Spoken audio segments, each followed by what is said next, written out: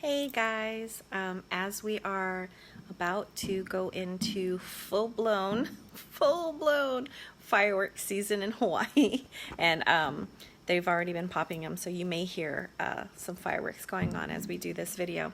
And I didn't do a fancy setup or anything like that. However, I have a mentor helping me build my coaching program and strengthen it and add more value and just expand it.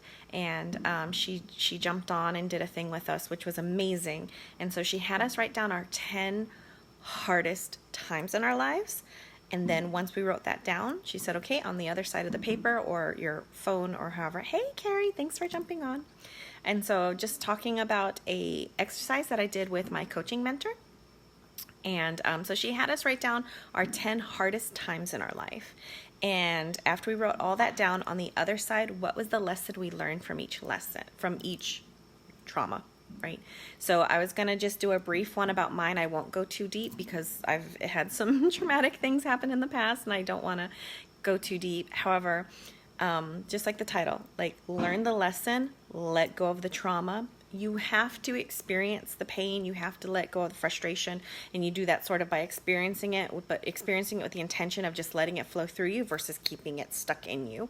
Because a lot of times we deny it, we shove it down, or we just want to hold on to that pain or hold on to that anger. So sort of letting it go through you so that it can get beyond you, and then you can get to forgiveness, because that is the intention, right? No matter what they did, the intention is to forgive, and forgiveness is for you.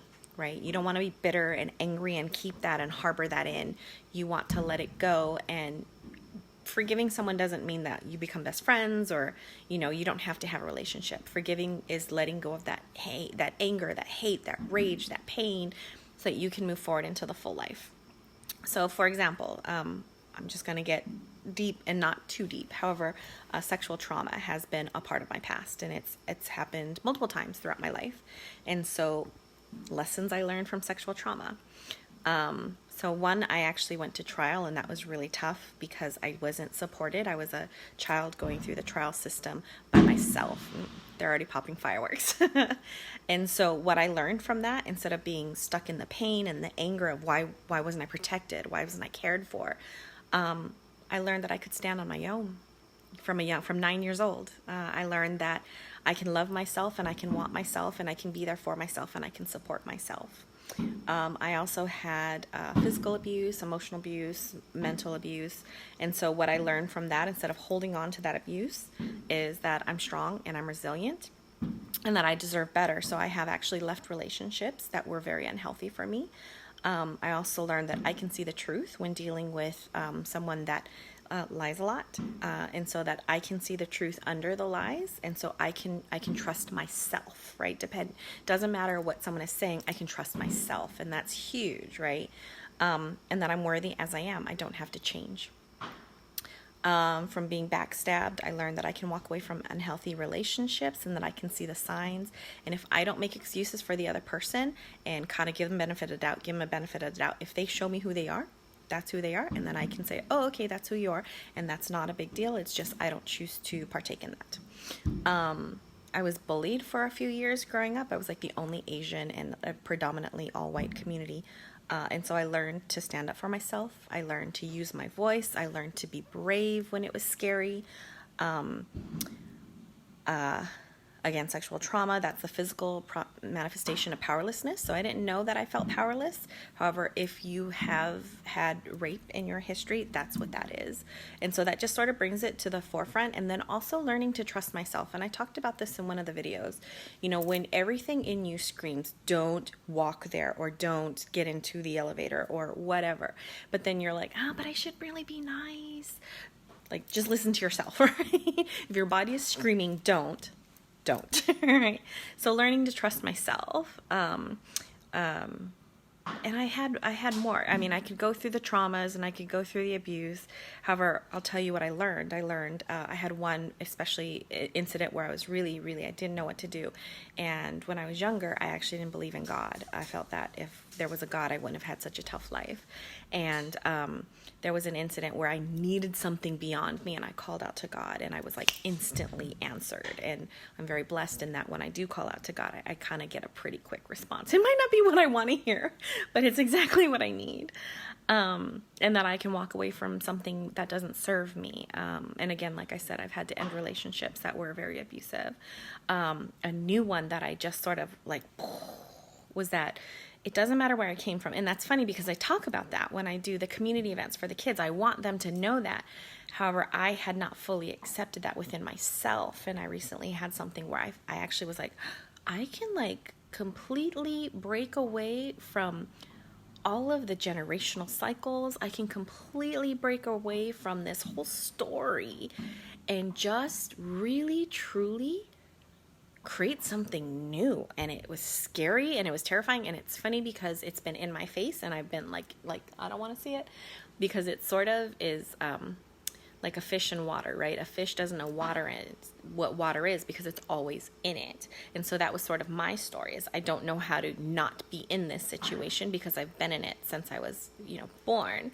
And so that to have the moment where actually someone asked me, said, what is the most loving thing you could do for yourself at this moment? And that was like, it just sort of brought it all to the front of, why am I putting up with this? Why am I dealing with this? Why do I still allow this to happen in my life?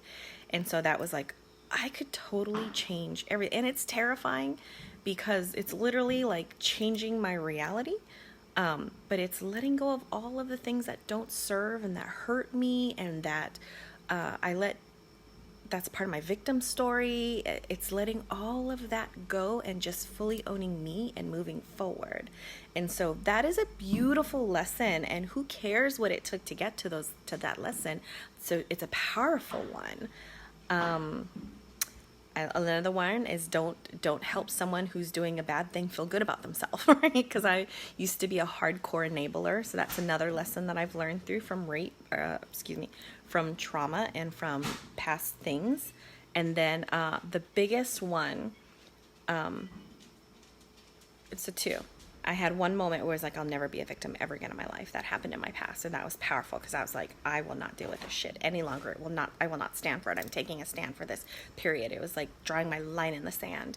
And then after that, through forgiveness, because even through all that stuff, like learning how to forgive, learning how to let go, learning how to answer with love versus anger. And it doesn't mean that all the anger is gone, because there's still some to process. But the big one that really just brought me such peace is that I am enough just as I am, period.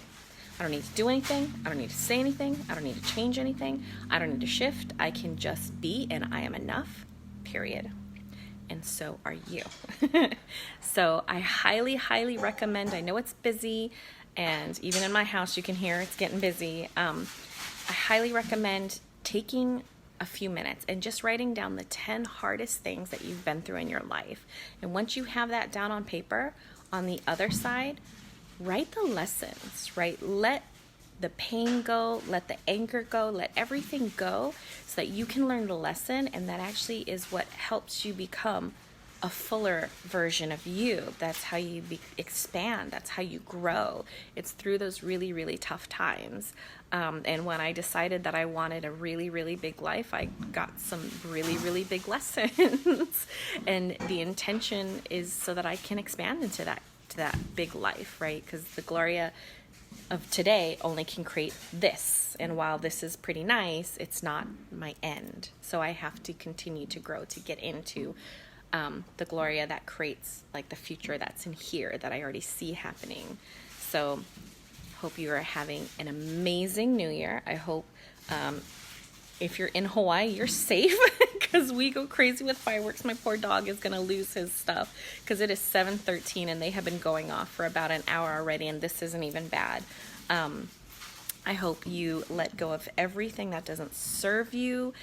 At least start to work on it so that you can truly process it, get through it, let it go, release it, and start forgiving. And then you can walk into 2020 or the beginning of 2020. There's no deadline here.